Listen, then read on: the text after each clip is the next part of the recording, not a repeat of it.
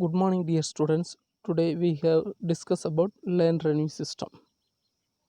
Introduction: the governorship of Thomas Munro was extremely significant as making a great changeover from the pre-existing revenue regulations to new arrangements which led profound impact on the economy of the land.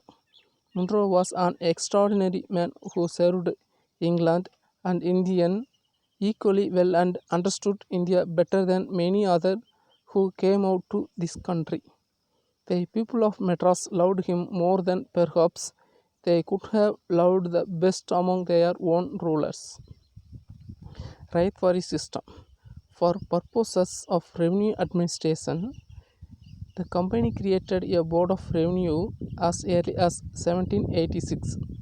District collectors were appointed in 1794 who replaced the corrupt and inefficient havildars of the previous regime.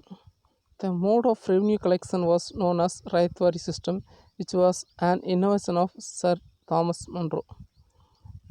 By this system, the Rayat was enabled to pay the land revenue direct to the government. This again transferred to judicial and police duties to the district collector.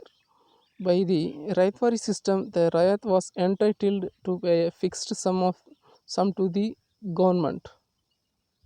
Usually, the amount so collected was 50% of the gross produce. The government appointed officials for collection of revenue.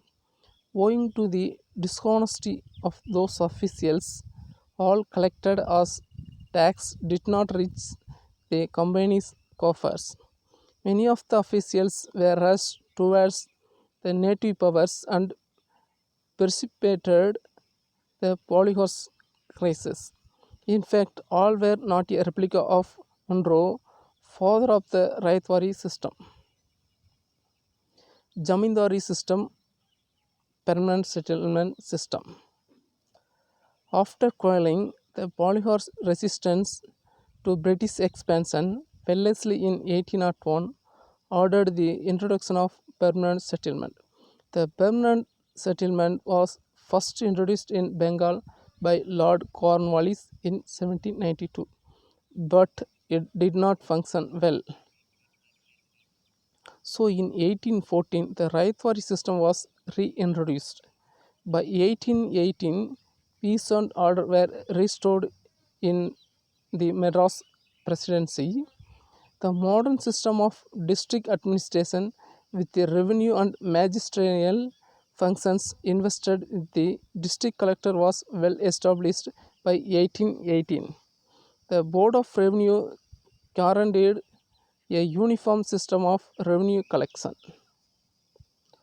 Appeal can be made to the board and government in cases of oppression.